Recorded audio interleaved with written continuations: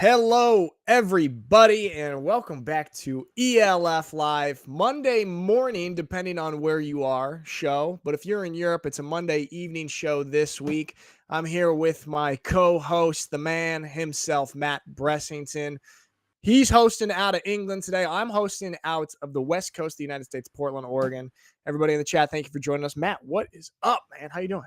I'm doing good. The week was kind of more predictable in the people that actually won it, but still a lot of entertainment, a lot of back and forth, a lot of storylines. It's all going on still in Europe. Yeah, some weeks a little bit more predictable, but then some surprising and interesting things, and we'll touch on all of that and talk about all this on the games. Guys in the chat, Marcus, what's going on? Fourth down fiasco, boys. Welcome, ELFpedia. Hi, guys. Another week of ELF football. So we just finished week 6, heading into week 7, the halfway point of the regular season of the 2024 ELF season. So, Matt, why don't we go ahead and jump on into what we had this weekend? Starting off on, here's our slate of games. Love that graphic. I always get excited when I see these graphics. All that. You got it. Yeah. Looks good, doesn't it? It does. First game, the Barcelona Dragons at the Raiders. T-roll. Not such a thriller, Matt, but give me some of your thoughts on this one. I mean, I was right about the rushing. I'm just saying, Bonatti went off, Hasselvanta went off, Bonatti went for 196 and 3, Hasselvanta went for 103 himself. It was just, again, and Cozy Perry, though, and everything me and you have talked about it, kind of meh, not really leading. You say 5-1 team, you think the quarterback's going to be getting more than 114 yards, one pick, one touchdown. The big thing is just a rush. It's a very hard stop. I think they give a lot of teams inside that kind of top 5, top 6 ratio, depending on how you have the power rankings, a lot of problems. Like, we've seen how good that rushing offense is, and I think that's an interesting thing going forward. As it stands, they're currently in the playoff race, in the playoffs as a 5-1 team, and I think that run might be quite an instrumental part to their team, just building that foundation and keeping Bonatti and Hasselvanta going. Yeah, I mean, I think that's a great point. First of all, just got to thank you, Matt, for making me pick Bonatti for my fantasy team last week. We did it on the show live, and I was going with a different running back, and he said, hey, Bonatti's going to go off, and he did just that, 196 on 23 carries. But he wasn't even the only rusher for the Raiders to go for 100 yards. Hasselvanta had 9 carries for 103 yards, so they had 2 dudes go for over 100 yards on the ground. But Matt, this is an interesting point. You touched on it at Cozy Perry. I mean, we look at the final score of this game was quite a blowout. The two teams actually had the exact same amount of passing yards, 114 passing yards. So it really did come down to that ground game. Matt, what do you think, though? I mean, we know Barcelona Dragons, not necessarily a great rush defense. I think you said one of the worst, if not the worst, rushing defenses in the league. Yep. Do you think that the Raiders will keep up this elite run game, playing against more competitive teams? I mean, we touched on it before the camera started rolling. They're playing the Vienna Vikings soon. Yeah, I mean, they got Schaefer in the middle for Vienna, and that's going to be a big problem. Vienna have also had a really good defense. They were kind of missing some guys through injury this week, and they still ended up doing real well. We'll talk about that later. Yep. I think that the Raiders do give a lot of issues with the running backs, but their offensive line, it's getting better, but it still doesn't stack up to the defensive lines of competition they're going to play in Vienna. Vienna's defense is incredible. It's my favorite defense to watch in the entire league, just because they get so many guys coming off different angles with blitzes. We've seen people go for, I think we've had every game, someone has went for like 2 or more sacks for Vienna, something ridiculous. And I think that's going to be a big thing, that is sacks and not run stop him, but it's penetration through the line. I think that's going to be important for them to limit just the amount of angles those linebackers and nickel players can really come through on that run game. I think that'll be quite impactful. That's a great point. And actually what you just said right there sort of even almost made me realize and answer my own question. I mean, we're talking about the Vienna Vikings defense, who the Raiders are going to be playing. And the Vienna Vikings defense this week, not to get too ahead of ourselves, kind of shut down what has been an elite running back in David Brzozowski. He was going for over 100 yards, I think, for almost every game. I don't remember the exact stat, but I think he was held to like 40 or 50 yards on the ground from that Vienna Vikings defense. So that will be interesting, man. But then another point that we talked about before the show was as you said, N'Kosi Perry, little bit meh, but his best performance so far was his first game in Europe against the Munich Ravens, and that was actually a true competitive game. Like, he had to really battle. These last two against the Helvetic Mercenaries and the Barcelona Dragons been easy wins, and he has not really shown anything super special. Do you think, just based on what we've seen so far, do you think he's going to kind of rise to the occasion against Vienna coming up? It's tough, isn't it? Because it's the Raiders.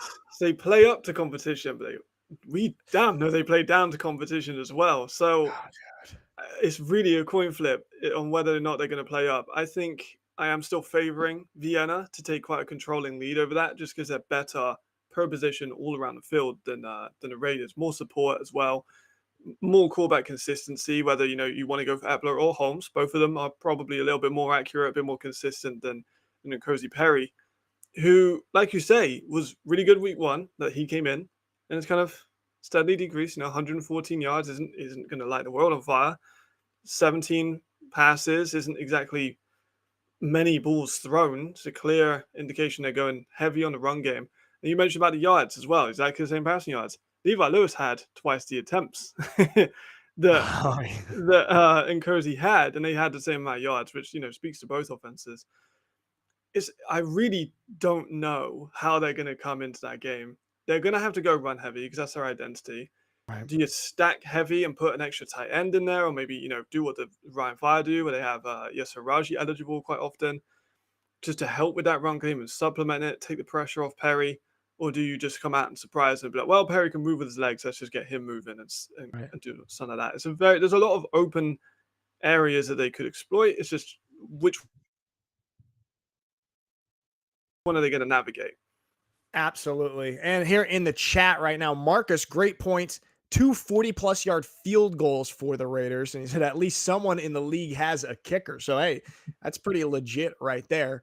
And then somebody in the chat also asked where you can watch the games live. You watch them on the ELF Game Pass, and I think our producer Maxie will put that link in there. Our boy Alex Malchow in the chat as well, back from his Vienna trip. If you guys follow Alex on Twitter, Euroball Chow, he was live tweeting everything about going to a ELF ball game and got to meet the man himself, Ben VP. But as we wrap up here with our first game of the weekend, a romping for the poor Dragons, 0-32. T-Roll Raiders moving to 5-1. They're secure in that second place spot in the Central Conference. And as you touched on, Matt, right now they are in that playoff picture. We'll see if they can keep it going. All right. The next game that we've got, an interesting, highly anticipated rematch. The Rhine Fire versus the sorry. I'm getting ahead of myself. It's too exciting. Okay. Actually, you know what? I do take it back though. This is also an interesting rematch because these two teams did play earlier in the year. Vikings won 16-13, but both of these teams had different quarterbacks in the second matchup. Interesting Eastern Conference matchup then. All right, Matt, talk to me about your thoughts on this one. And Alex, you were at this game, so chime in here. Indeed. I'll start with the Panthers. Okay. Not looking good. that's the cliff notes. I've praised them all season for being so creative in offense, and just every week they've taken a step down. I mean, this week they were 1 of 8 in third down efficiency, which is just not good enough. Gentry Adams was used loads in the passing game, which we've seen all year. Now 146 yards and a touchdown for him. But on Judah Moreno, only 2 catches for 20 yards and 2 touchdowns, sure, but 2 catches and 20 yards for a 3-time All-Star tight end is not exactly what you expect to come out of it. Even Devin Burrell is getting catches as a receiver, which is creative, but getting down a Helvetic route of playing people out of position, which I don't necessarily agree with the choice. Running game, we touched on it a minute ago. Vienna held David, who was one of the best running backs in the league, to under 40 yards. He got 38, 0 touchdowns on 16 carries. That's been a big one. Their defense is still, AJ is AJ. We could talk about him all day. Another sack, more tackles for loss, that block kick that you just see there. The passing defense still struggled, though. Vienna, 52 attempts by MVP Holmes. He has been very good in his return. I was a little bit skeptical, we have a group chat sent in, time to get epaulets and pads on after that interception, but he turned it around, kept composure, which is what great quarterbacks do. He ended up dicing them up. Kerry gave support on the ground with 113 yards for him. Torre, though, he's looking like a hot favorite for Rookie of the Year. Over 150 yards, 2 touchdowns. He looks incredible. Reese Horn as well, also outstanding. Defensively, amazing, as per usual, even without 2 Americans. Interesting. Alex here in the chat, and I didn't even realize this. Vienna won with no A's on defense, I believe, and 7 starters out. So still an elite defensive performance. That just speaks to the depth and that culture that Vienna has that we've talked about so much. You got to give it again. Head coach Chris Kalaikai and just establishing that culture. Next man up, even when you got guys out, to be able to play at an elite level. You touched on it. I'm going to ask you a question here in a second, Matt, but I do just want to, touch on Ben Holmes. I was very, very impressed with him. Of course, kind of that bad decision early on, a little bit rusty, throwing that pick, dumb pass, but then he kind of regained his composure, and I'm pretty impressed with kind of how comfortable and composed he looks in the pocket. For me right now, I feel the most calm watching Ben Holmes and Riley Hennessy in the pocket. These two guys feel the most poised and mature in the pocket right now. Here in the highlights, though, we do see Devin Burrell finally getting that kick return touchdown, man. He's back. He's back. We needed that, man. The league is not the league unless Devin Burrell is getting kick return special team touchdowns. And who in the chat, Marcus says, this kick return touchdown helped wake up the Panthers in the second half. Matt, I said I want to ask you a question. We talked about you talked about Noah Toure, who went 11 receptions, 155 yards. Obviously, Reese Horn, 128 yards as well. And I can never pronounce his name. Lena Ma, also almost 100 yards. Do the Vienna Vikings, Matt, and we're not even considering Jordan Bua right now, do the Vienna Vikings have the best receiver room or one of the best receiver rooms in this league? It's a difficult question, isn't it? I'm gonna so hold on. Give me a minute. All right. I'm gonna say no, but it's second, only to the Surge. When you put up match by match, you've got Hazelton, who has stepped in, did a really good job in replacement of Darryl Stewart, who is one of the best receivers in the league. Meyer and Geyer, you could argue, are the best receivers of their country, which is kind of tough. Torre is probably the best under 23 receiver in the league. I'm gonna probably put that out there. I'm not sure how old Geyer is. He might be 23. I'm not entirely sure. He's young. He's like 22, 23. Yeah. Yeah, because he came into the league at 19. He's in his 4th season. He believe insane. But Torre is the future. I called him being offensive rookie of the year or rookie of the year. He looks incredible. Horn came in and replaced Weston Carr and looks fantastic. So he's got an argument. It's kind of like do you want waffles or pancakes? Either way, you're probably going to do all right if you have either of these receiver cores. They're so stacked. I'm just going to kind of give the depth a little bit more to Surge, because we've seen Paul Steigerveld come out and do incredibly well as a rotationary receiver. Yeah, I mean, that's a great point. Even, like a guy like Paul Steigerveld. So, but I do think that we are probably talking about, 2 of the top 2 or 3 receiver rooms in the league. Man, right now it's shaping up for Vienna Vikings Stuttgart Surge championship game. And if you know the history of these teams and those 2 coaches as well, they coach together. They're very good, if not best friends. So it's really interesting. In the chat, Jordan said, because I talked about the poise of these quarterbacks, Jordan said it's really easy to be poised when you have a competent O-line. That is very, very true. But 4th down fiasco makes the argument that Holmes was getting hurried quite a bit this week as well.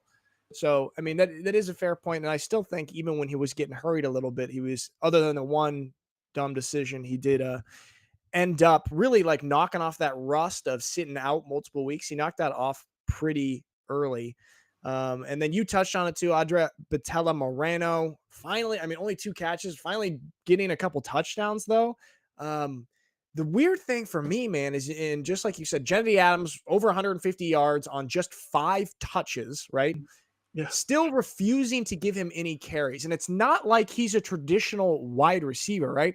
He's getting receptions in the screen game, which might as well, give him a couple tosses, give him a couple rushes out of the backfield. I don't understand it, especially when Brzozowski couldn't get going this past week. What are your thoughts on that, Matt?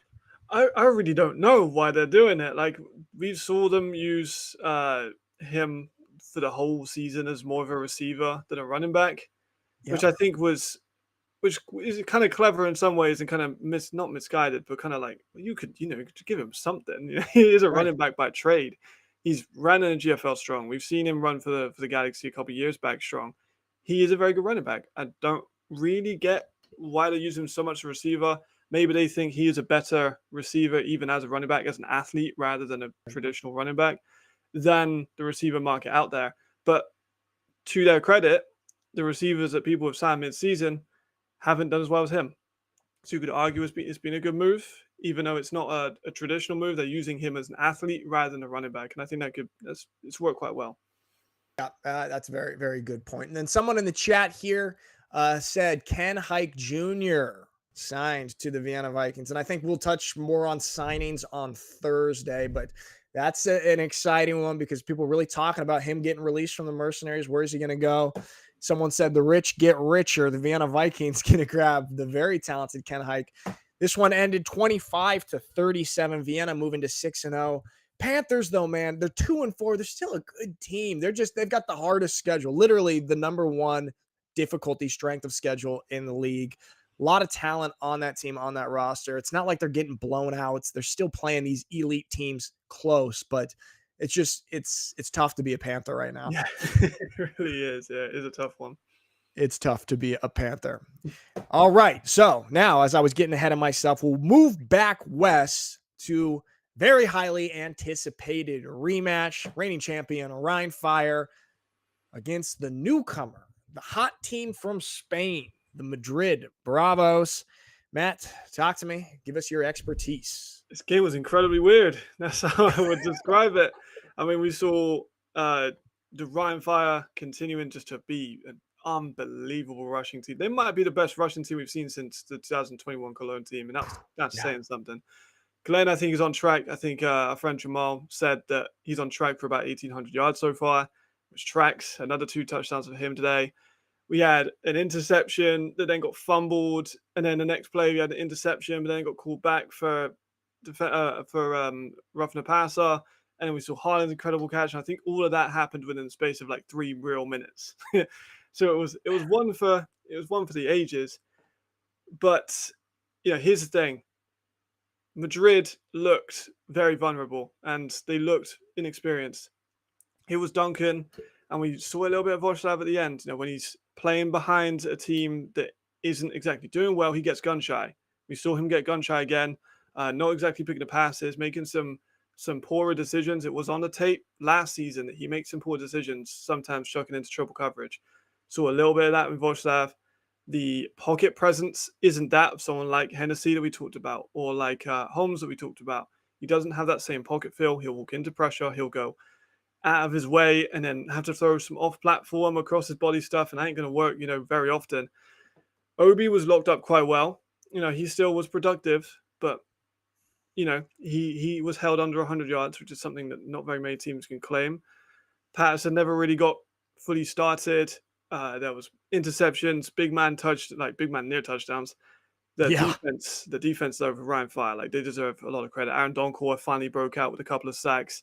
Flamor Zimon was incredible. Maris Kenzie again was great. Franklin made a big impact on his debut.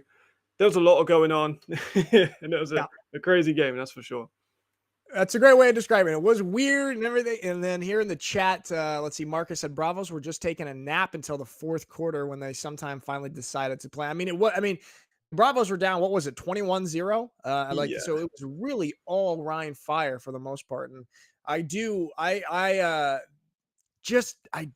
really buy that Bravos hype of them being an elite top 3-4 team that a lot of people were thinking that they were after they beat the Rhein Fire earlier in the year. I do think that defeat of the Rhein Fire was a big fluke. They were punching above their weight, playing emotionally, playing for their injured quarterback, Chris Helbig, like I said last week. I think this is a more realistic picture of these two teams. I do think that the Bravos are still very, very solid, but I don't think with what I saw this past week that they are necessarily a championship contender this year. I kind of equate them to where the Paris Musketeers were last year. Phenomenal job in terms of a first-year team, getting some big wins and things that people maybe didn't expect. But I I don't fully believe the Madrid Bravos hype, and I felt that this kind of proved that a little bit with the Rhein Fire performance. Matt, but talk to me. Obviously, the rushing game for the Rhein Fire, incredible, elite. 2 running backs, Glenn Tunga, Glenn VP on track for 1,000,000 yards, another damn near 200-yard game. Kendis also went for 162 on 10 carries. But the pass game for the Rhein Fire still, which was so elite last year. Jadrian Clark just 9 for 18 and 114 yards. Do you think that the Rhein Fire are going to be able to click through the air in the second half of the season, or is this team just going to have to rely on the run? I think they can click. We've seen that they've been able to produce, and I've talked all about the injuries. I've defended the Rhein Fire quite a lot as someone that knows Jay quite well. His mistakes are still there. The offensive line, though, has been a lot better in run protection and pass. There's quite a stark difference that I've noted, is that the amazing push, great holes that opening up crazy lanes for the running backs. But the same kind of level of structural integrity isn't exactly there for the pass game. The tackles are collapsing a lot earlier. Jay's able to get as deep in the pocket. He's able to pick his spots. And I think Silas mentioned about it before, sometimes it's harder to play when you haven't got an offensive line that's going to help you for 8 minutes. But I do think they'll be able to get it. They've had McKnight back, who kind of worked back into it. Haaland's now back, who was one of the best German receivers in the league. Like, he's excellent. I'm a massive Haaland Kofi fan. He had 2 catches for 56 and a touchdown. We're starting to see a little bit more. The screen game was coming in. Sergey also with his 162 on the ground also got 18 yards for the screen and a touchdown. We're starting to see it move a little bit more. They have had their issues. Of course, I mentioned the interception, then got fumbled, then the interception, and then got called back. There are problems there.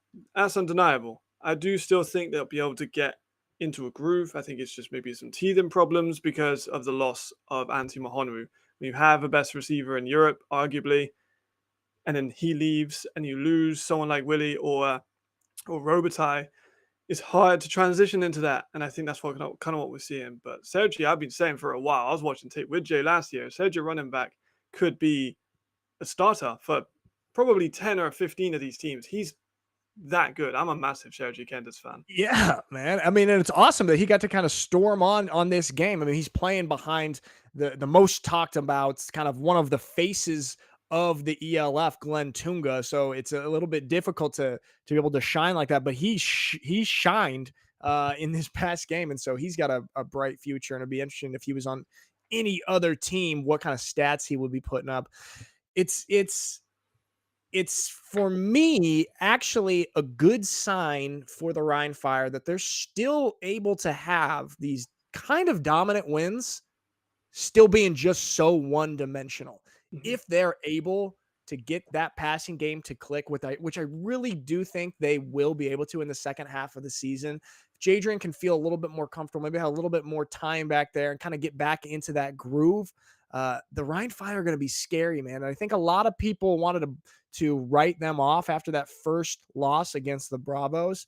But the fact that they're able to still win 40-15 against a very good Bravos team, barely being able to throw the ball and just being one-dimensional, the Rhein Fire are still a championship elite contender for me. And here's the final score, 40-15. Bravos pick up their first loss, and the Rhein Fire move to 5-1. Interesting one, man. Interesting one. Very, very interesting. Yeah, very interesting. As you said, moving on to the Fehervar Enthroners versus the Milano Seamen. I actually broadcast this game, man, so I got to watch it in detail, and so I've got some stuff to say about it. But of course, let's start with your expert opinion. Talk to us about this little matchup in Milano. I appreciate it. It was a fun game. It was fun, bro. I thought it was a really fun game, and I didn't expect that from these two teams. I thought it was going to be, two teams lower in the power rankings, kind of just dragging it out. But it was fun. I think both of these teams are what the lower end, the Prague, the Heltovik, need to be looking at as teams that have improved from last season. They're not winning. Fehervar aren't winning games, but they've improved. They've kept a quarterback. They've tried to nurture Mangold to be someone that they can use for the future. They've made a conscious effort to get better a little bit every year. It was a fun game. I think both of these 2024 like renditions of the teams beat last year's. I think both of them beat Yeah. last year's teams of themselves. So it was fun. You know, it's back and forth. We saw some long runs. We saw the quarterbacks getting at it. We saw defensive plays. Like it was such a fun back and forth to watch as someone who's like not a diehard fan of either. It was just a fun game. It was back and forth. It was close up until the end. A little bit of maybe a comeback and just fell short. But I really actually thoroughly enjoyed the game. So did I, man. When I got assigned this, I thought, oh man, this is probably not going to be that exciting of a game, and it ended up being one of the closest games of the week, actually. And so it really was. I was impressed by some of the Hungarian talent, a couple guys that I don't really watch that often, and I hadn't seen so much of them. Martin Chirok and Nandor Toth, two wide receivers who had 8 catches for like 75, 80 yards and a touchdown, but made big plays and like kept drives alive.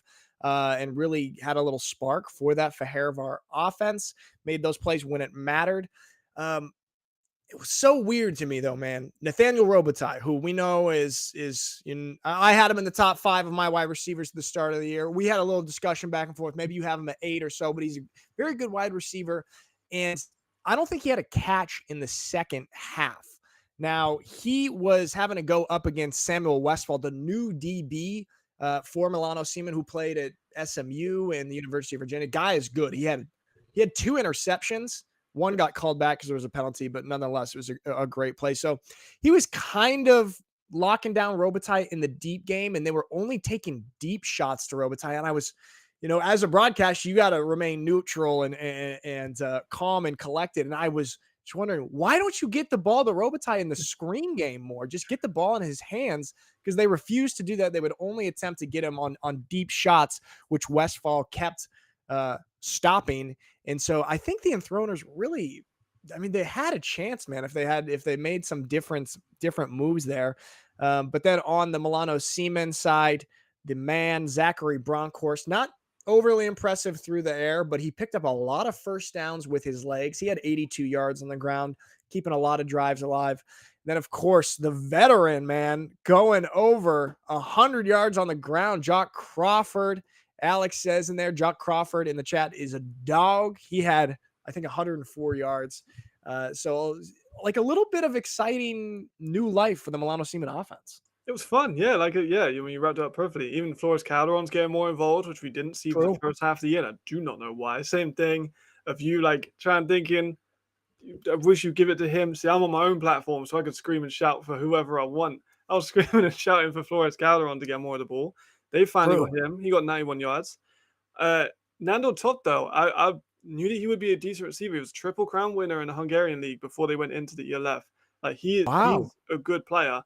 I'm happy he's got it. Janos Zalai as well, the linebacker. He was my highest rated Hungarian player coming into the year. So I'm glad that he's finally got his flowers. Jabari Regan's always been a very underrated player. Like you said, it was back and forth, big plays here, there, and everywhere. Jock Crawford's back, and I don't know how to feel. American running backs are doing well, and that goes against my whole narrative of that I've been spinning over the last couple of weeks. So I'm happy for him. He did really well.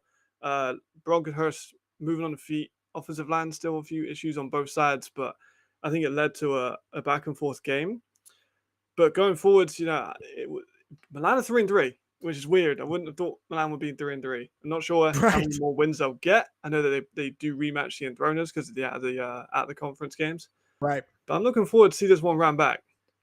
So am I, man. I think the rematch of this, which is in a couple weeks, I'm actually going to broadcast that one as well. This is my go-to matchup.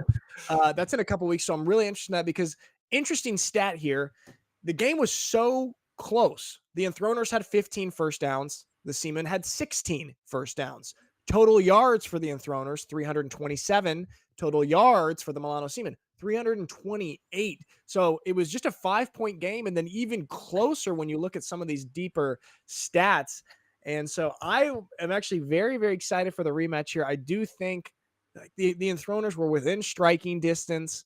If they were able to just capitalize a little bit more, make a couple more smarter decisions, I would say they could have snuck away with the win. But unfortunately, the Enthroners are still winless. And like you said, Milano Seaman sitting at 3-3, right in the middle of the Central Conference. I believe when we look at the standings later, they're going to be higher rated than or higher ranked than Munich. Yeah, they are. Yeah, which is weird. And I think it's the defense though.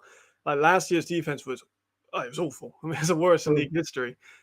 Zach Blair has been a revelation to them. Other players like Kevin Kaya stepping up, and DeFalsis has been a very vocal leader in that team. I'm told. Yeah.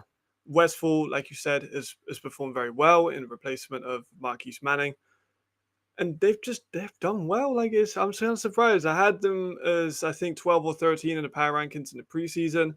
They dropped all the way down to last when their offense was just diabolical, but it seems to Right. have progressed. You know, they had 3 points in the first 2 games, something like that, and then they're all of a sudden putting up winnable numbers. And like I said, very even teams. They got it done in different ways. For Vervan, more passing, Milano more rushing. They both had a fumble. They both had an interception. So the Right. comparisons are ripe for the taking. Yeah, exactly. So this one ended up being, I believe, the closest game of the week, but the Milano Seaman sneak away, winning 14-19. Now they're sitting at 500 right there in the middle of the Central Conference. Yeah, it's an interesting one, man. Definitely looking forward to the rematch. And it's great when a couple of these teams like this who aren't necessarily talked about as a top 10, 11, 12 team, maybe 12 or so for the Milano Seaman if they sneak up that high. But these aren't the premier teams that we're talking about a lot. But to have a nice competitive game right here, that's exciting to watch for both these teams. And as you said, both of these versions of these teams are better than their 2023 versions. So they're taking steps in the right direction, which is fantastic. There we see the final score. So moving on to maybe the least exciting game of the week. My boys, the Stuttgart Surge, playing Jamal's boys, the Helvetic Mercenaries.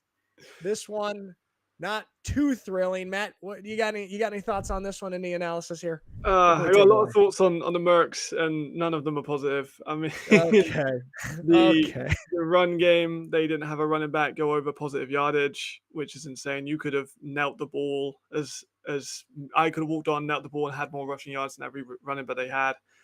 They've got players playing out of position, which I've ranted about. If you want to get a receiver. Stop playing DBs at receiver, vice versa too, because AFB was playing at safety, and you got a good receiver, you're going to put on defense and risk injury. It seems odd to me. Of course, Ken Hike left, or he was, released or whatever happened. whatever happened. It looked kind of like they were missing an all-star corner. I'll tell you that much. They've got absolutely torched by Hennessy, who came out pretty early in the game, like we thought he would. Another 3 touchdowns for him. Heinrich came in, got himself 2 extra additional touchdowns. So his stats looking pretty great for the year. I think he's probably got a higher quarterback rating than anyone else. Yeah, receiving, Anthony Brown did what he could. Defensively, they're around, but gave up 50, and even when the backups came in for the Surge, it was still torching them. Like it was a dire display by the Mercenaries. And what are we doing, man? Like, what are we doing? Yeah. Are we trying to win games? Are we trying to, build for the future, get some young guys in, get some experience? Are we trying out different Americans just to see who works with the scheme? What are we doing? Because there's no direction that's visible to me as an outsider for the Mercenaries, and I don't know what they're going to try and do. Yeah, it's tough, man. And in the chat here, Jordan Pryor says, thankful our friend Carlton Aiken Jr. didn't die this game. And the Surge defense was flying all over the place. I think the league posted like a little highlight reel of big Surge defense plays. But yeah, just like you said, Riley Hennessy tacking on 3 more touchdowns to his nice stat so far. That's 17 touchdowns to 1 pick. And he played just the first half of this game. Another game he played just the first half of. So he's really got a nice set of stats so far. One of the people in the MVP conversation. But yeah, Heinrich, man, coming in and still diming up over 113 yards, 2 touchdowns. The Surge had, what they have? 1, 2, 3, 4, 5, 6, 7 guys, 7 receivers catch the ball. And Lewis Geyer, of course, just continuing to prove and show that he is one of the best weapons, one of the best wide receivers in this league. That connection that's Riley Hennessy and Lewis Geyer have is something special. And Geyer set the single touchdown record. Now, I'm not actually sure if anybody in the chat knows, is that for the Surge or is that for the ELF? What is that, Matt? I think it's in a row because he's scored in every game so far. Ah, that's what that is. Okay. Yeah. So I think that's what it was. Some people were a bit confused by the wording of it, I think. But I believe it's because he scored in every single game so far and multiple in some of those games. True. Okay. That's like Christian McCaffrey last year had a really long stretch of touchdowns in every single game. And people were making a big deal. Hey, if you want to make money, just bet that he'll have a touchdown. And if we had ELF betting, I would be putting money that Lewis Geyer is going to have a touchdown. So he's out there. The Surge are looking pristine, premier, even just like you said, man, when in the second half they put in their reserve players, just so much depth. I mean, just really not losing a step when you put in the backups. So well coached, such good culture. For me right now, the two elite top teams are the Vienna Vikings and the Stuttgart Surge that have a lot of similarities. And I know I'm kind of beating a dead horse with that, but I would love, as things are right now, I would love to see that in a championship game, man. Who you favoring out of that though? Off the top of the head, who are you favoring? I don't know. I think I need a little bit more time. Obviously, emotionally, I would have to fight my Surge bias. Although I am a huge fan of the Vienna Vikings and Coach Kalaikai as well, and a lot of those guys. Oh man, tough one. I would have to go off last year, I guess. And the Surge pulled away and won in the end. So we do have to remember, of course, the Vienna Vikings are playing without A's on defense. Stuttgart Surge still do not have Darrell Stewart Jr. back yet, but he will, I believe, be back. They have a bye next week, and then Darrell Stewart Jr. will get back in the mix. He's one of the best receivers in the league, so they're doing all this without him. It's tough, man. Do you have an answer for that?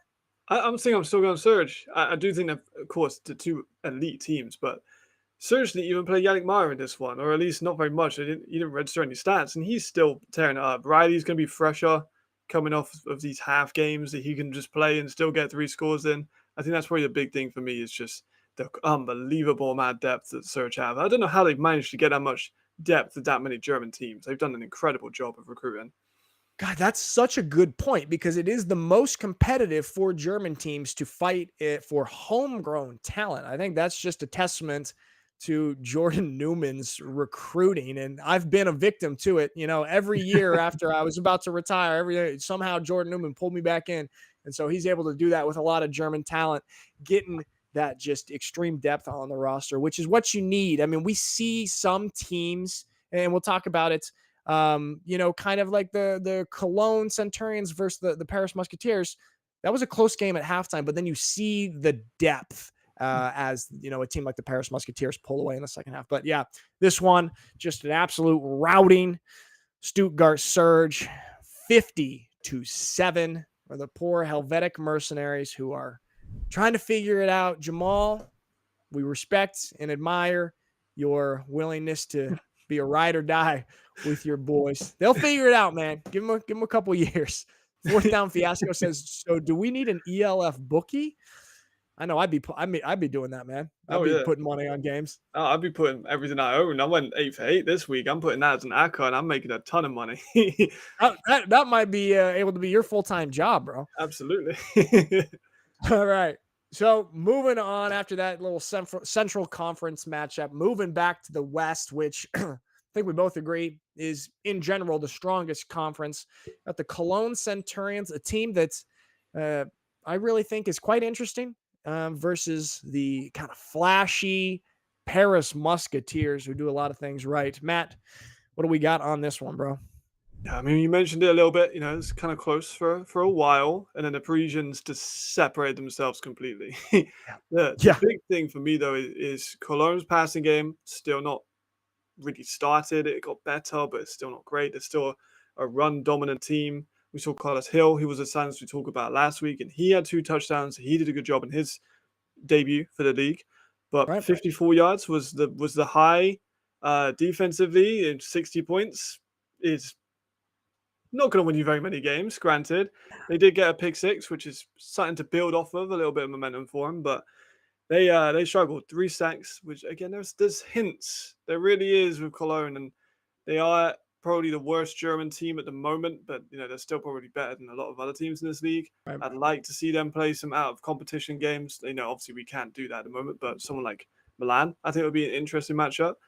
Right. But they are so unfortunate to be in this conference because they are just getting the toughest matchups possible. And Paris too, like they were good. We talked about Bias Koyenda last time a while back with Berlin. He's been injured a bit, but someone who has stepped up tremendously has been Tekadam, who came in, Paris receiver, number 12. He got 116 yards receiving and 1 touchdown. He's been incredible. He's been a real difference maker on a French receiver corps that is absolutely filled with talent. You got people like Ray Bertolon and LaRose and Mwamba and Mitchell and even Mahanui, who hasn't played but is still there. Tekadam has been a very reliable target who has led the team again and has done an incredible good job as a rack receiver. I think he's done very well, very, very well. Yeah, absolutely great points there. In the chat here, let's see. What did I see? M. Bison says it's hard to criticize a 60.5 touchdown beatdown, but I think the Musketeers are going for the home run ball too much. And he also says they also don't attack the middle of the field enough with their deep wide receiver. And Zach did not have an accurate day. That is true. I mean, he put up 5 total touchdowns, 4 through the air, 1 on the ground, but he was only 15 for 30. That's just a 50% completion percentage. Matt, do you think, we were just talking about Vienna, Stuttgart, elite teams. Where do you think Paris sits in that conversation? I think Paris are top 5, but they got to go over Ryan, and that's a big thing for them. They've not beat Ryan, and that they had the opportunity, and then they had that 90-second drive that turned into a 1-play pick. That was the big thing for them. They absolutely could potentially beat the Ryan Fire, but like you said, Edwards wasn't accurate. Edwards has made some bad decisions in the past with that fumble at the end of the Galaxy first half with that one. Right. He doesn't attack the middle of the field. He's not a middle of the field quarterback. He's an outside guy. So get it to receivers in some underneath space behind the linebackers. He isn't going to attack the middle of the field very often. If he does, sometimes it's into double coverage. We've seen that loads of times last year. It's the same thing. Right. So they are definitely in contention. I think they'll make the playoffs, but they need to take a step up, start making bad decisions. It's not all on Edwards, of course. It's on multiple players and coaches or whatever. It's a team sport after all. The decision makings down the stretch need to be better. Again, it's hard to criticize a team that just put up 60, but we've got to go off of the whole season rather than just this one for this question. And I'm still going to say they're better than Galaxy. They're better than Munich. They're better than someone like, I think they're top 4. I think they're behind Ryan. I think they're behind Vienna. I think they're behind Serge. Yeah, I mean, that's a very fair assessment. And I think later in the week also we'll do some more power ranking stuff. Yes. Mycel Mike in the chat says, love that shovel pass. And we just saw it on the highlights here. This has to be talked about. And Maxie, I don't know if you can rewind it back to that. Dawson Dales, the American linebacker. You guys know I'm obsessed with American linebackers. I love to talk about them any chance I get. I never shut up about the American linebacker. This man takes a shovel pass to the house, 51 yards for the touchdown, shows the speed. I mean, he did play. So he played for the Parma Panthers in the Italian Football League with Coach Mark Mattioli, and they came to Paris together where he played both ways, and he played a lot of running back. And I actually watched him play in Schwabisch Hall against the Unicorns, playing both ways, and he's a threat with the ball. We just saw that there. On top of that 50-yard touchdown scamper, he had 11 tackles and a TFL. And we just love to see that, man. Look at that. Look at that speed. The American linebacker. And awareness and VC vision all the way. Yeah. Not a linebacker, just an athlete now. That's just an all-rounder. Hey, change the name. We own now he's an ATH. So that was cool to see creative play calling there for the Paris Musketeers. But yeah, I think what you were saying earlier about kind of where the Paris Musketeers sits in terms of power ranking of the league. I like where you have them right now. Very curious to see their rematch against the Rhine Fire, because obviously, what was the score to that? Was it 19-14 when they played previously? Yeah, it was very close. It was one score, and then they had 90 seconds, one timeout, about the 40, and they had that Austin Mitchell return call back. So they were Yeah. within range, and then they True. one play, Tony Anderson, the French player, ends the French hopes. It's quite Yep. poetically Poetic. beautiful, but heart wrencher for the Parisians. And there we see 60-25. I mean, close in the first half, but the Paris Musketeers with all that French talent. We were just talking about depth and the ability to pull away in the second half of a game. And that's a great example of that. Fourth down fiasco in the chat. Definitely a 4.2 40-yard dash for Dawson Dales. Speed. Speed kills. I'd like to see that as like a Pro Bowl games and to see who's the fastest receiver or player in the league. Hey, ELF, as we keep growing as a league together, we got to get more of this stuff. We got to have, the Pro Bowl and the skills games to see where everybody stands on all of that. That'd be awesome. All right, we're moving to our final two. This next one, you described earlier a game as weird. This one, weird for the Prague Lions. Berlin Thunder versus the Prague Lions. Eastern Conference showdown. We don't have to talk too much about this one, but Matt, tell me your thoughts on this. I mean, ELF Peter might have to fact check this one, but I think this is probably the first game we've ever had in the ELF history without a reception. Zero receptions for Prague. They came in without a quarterback. They didn't even have a homegrown on the roster. So there's a lot of questions about who they're going to have in. They had Kalius and Fields Jackson kind of split that role. It was an idea. It was something. Didn't have any success really. They had a one real long run from Fields Jackson, but that was the limitation of it. Not really much to go off for them in terms of like progress or anything. But Berlin, I think, kind of showed a little bit more interesting stuff too, though, because they looked comfortable, but not as comfortable as someone should be when they're playing a team without a quarterback. The running game is still an issue. Sullivan and Jackson led the team in rushing, which is not exactly great. Albert didn't get much going, and they didn't have Ali Khalifi, and it's weird. Jackson's still a monster. Robin Wilczek is still a beast. Like it was a weird game. They were expected to win. They did win, but they didn't really blow me away with the way they did win. Surge looked phenomenal, and we just praised them for 7 minutes about how great their depth is and how good they are at scheming and how good they've got these amazing players that can step up. We aren't saying the same thing about Berlin because it was a very different looking game, even with a kind of similar situation, but a little bit different.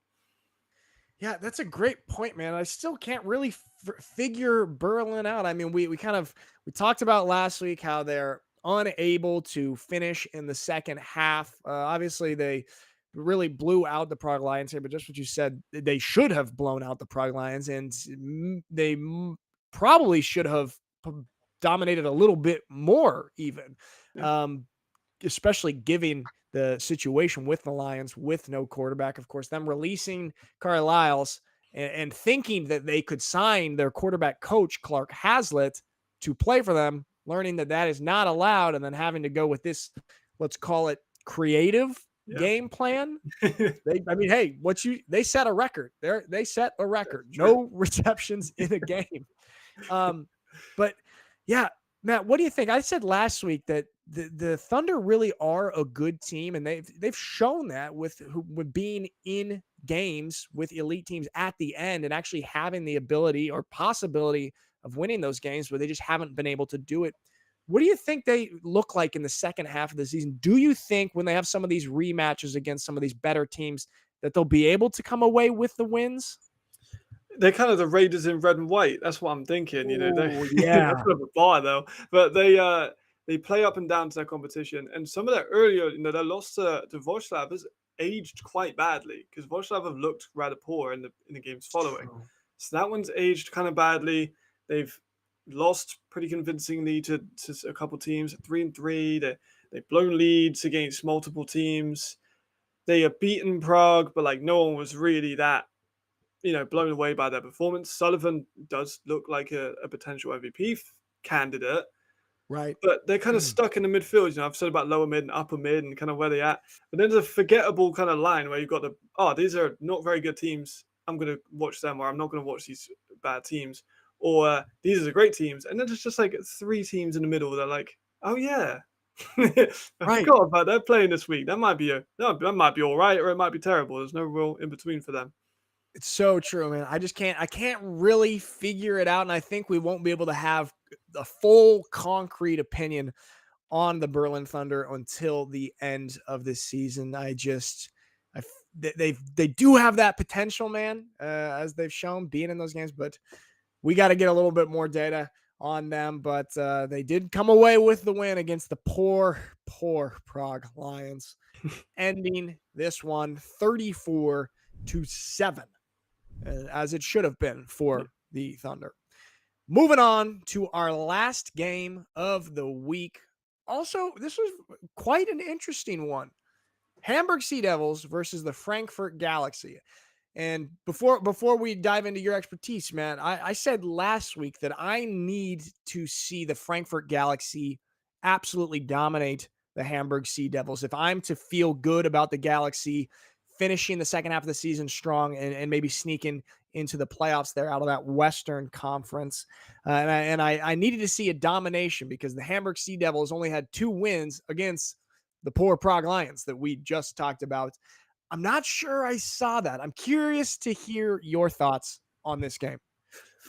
I think the world will be rejoicing. I finished my evaluation on Javarian Smith. So it took me a while to get there. He's my JJ McCarthy in this callback class. If I needed to watch a lot more tape to really get what he is. But what he is a player that can make splash plays, but isn't ultimately able to finish these drives. Right. And we saw that again this one, that the offense was lackluster, poor on third down, taking quite a few sacks. Our offensive line is an elite unit. They were just losing yards convincingly. Jarvis made a few clutch plays, but he's not been maybe just not in the spotlight as much, just because Hamburg have maybe played less, or they just aren't as fun of a team. But McClam has been quieter, although he had a very good game.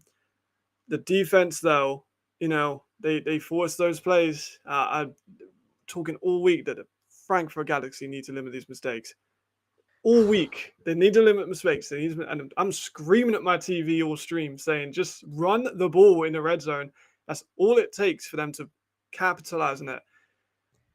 2 fumbles by Luke, picks, multiple of them. One of which Markel, big play down the field. Next play, pick 6. It goes all the way down for Carl Pitts. Yeah. It's tough. It was a very, very, very weird game that had highs, it had lows. Sandro had his first ELF touchdown, which is great. It was long awaited, but we finally had, first of all, a rushing touchdown for Frankfurt, which is not seen so far.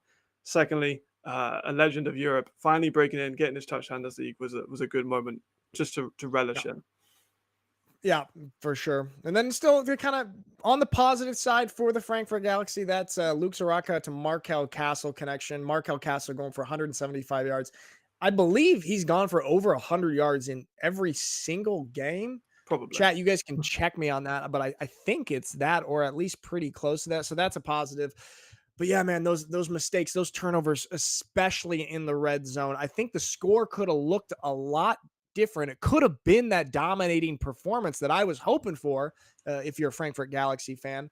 But that's 3 possessions that could have turned into scores that ended up being turnovers there on 2 of the fumbles and then the pick 6. Yeah. So it could have looked a lot different, man. And I can't really decide where I'm at with the Galaxy.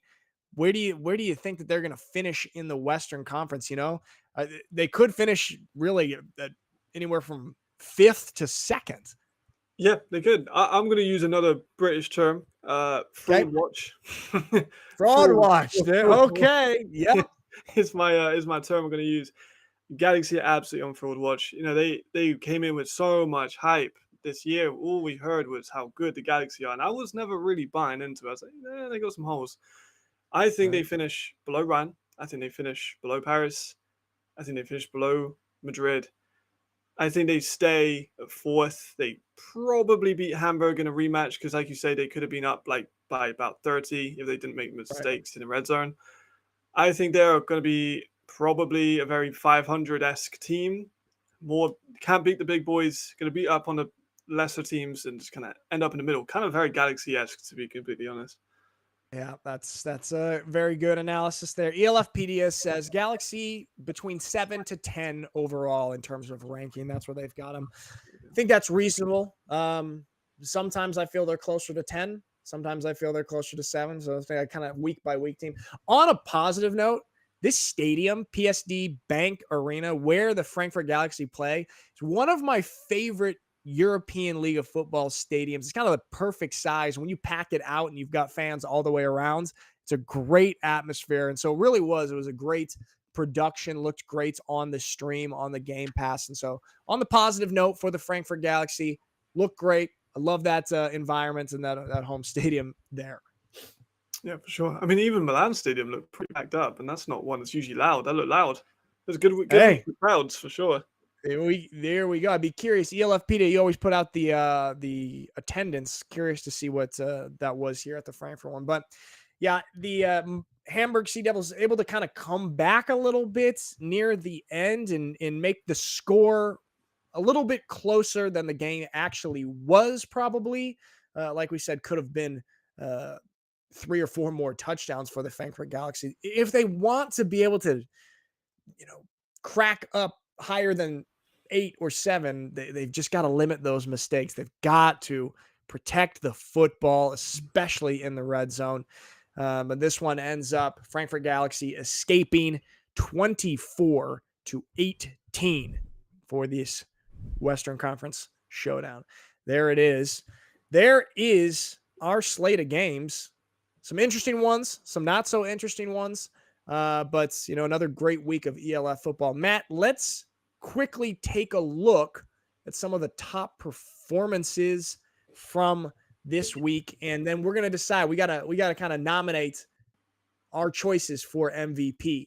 Guys in the chat, chime on in. Oh, ELFpedia, thank you for the Frankfurt attendance, 5,862. Good stuff. Chime on in on your thoughts on MVP. But Maxie, our producer, is going to run us through a couple graphics here of some good performances. Starting off, Matt, you take this one. Take this one.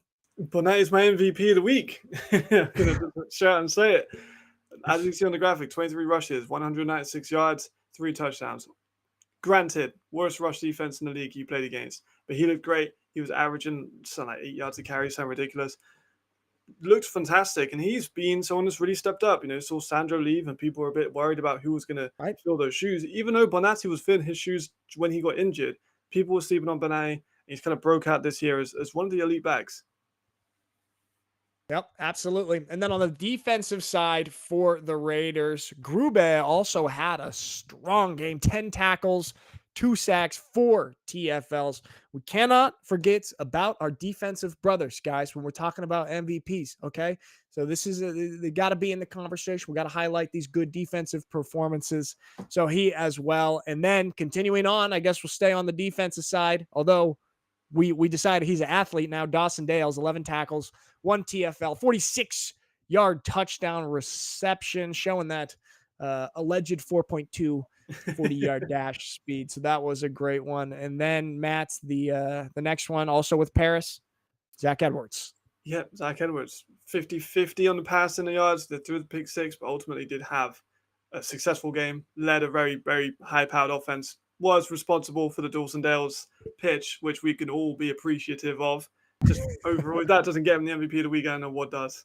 There you go. Can't beat that. And then sticking on the quarterback, my guy, Rye Guy, Hennessy, playing just in the first half, 19 for 26, 272 yards passing, tacking on 3 more touchdowns to bring him, like we said, to 17 touchdowns for 1 interception.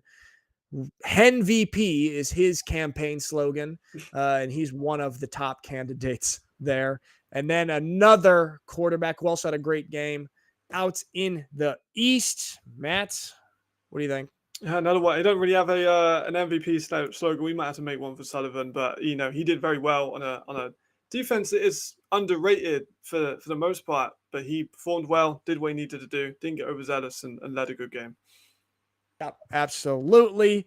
And then a guy who has a strong campaign slogan, Glenn VP, been carrying the Rhine Fire. Another massive game, 26 rushes, 184 yards, 3 touchdowns.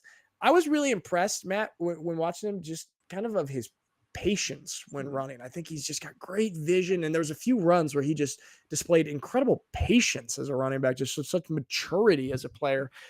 Glenn VP, another top candidate, had another big week. And then Alex Malchow, are you in the chat? The man, Ben Holmes, Ben VP. Matt, are you buying Ben VP hype, Matt?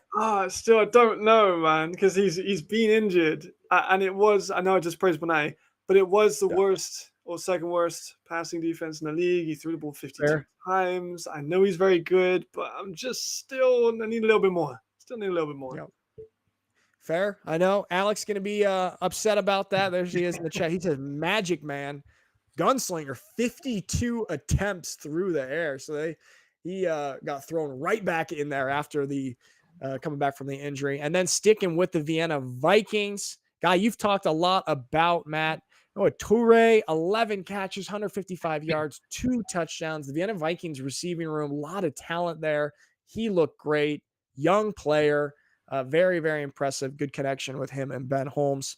And then finally, one more defensive guy to highlight. Terlitza, 3 more sacks and 15 tackles. Didn't you say, Matt? He's had a couple 3-sack games now. Yeah, like a 3-sack game. I think 2 weeks ago he was in the same position. So Terlitza is an absolutely underrated player, just going under the radar this year. Yep, absolutely. All right, so those are kind of our nominees. Matt, I'll let you go first. Pick who is going to be your official MVP of the week nominee. Kind of spoiled it a little bit earlier. I'm going to go Benet. He's my guy. He did extremely well. Run game is just their identity, and he is the face of their identity. So for me, it's got to be Bonatti. Very, very good. And you called that last week. Like I said, you rescued my fantasy team, told me to grab Bonatti, and look at those numbers that he put up. Okay, you got Bonatti.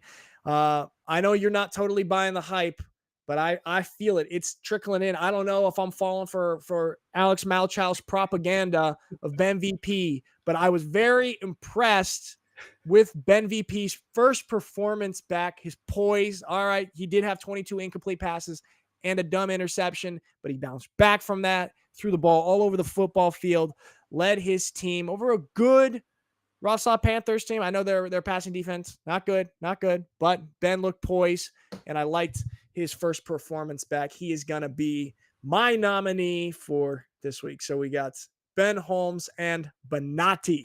That's what we got. Chat, you guys like that? I think they do. I think they do. Alex likes it.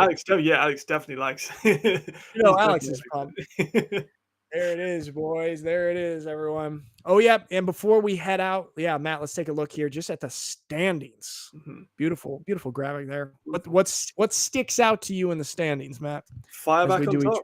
Immediately, fire back on top is the main one, right? They kind of fell to third at one point. Madrid were at the top, and Ryan fire back up. They're raising up 5-1. Still kind of underrated, still saying about it. They're kind of close. We're kind of one-dimensional. We've all said it.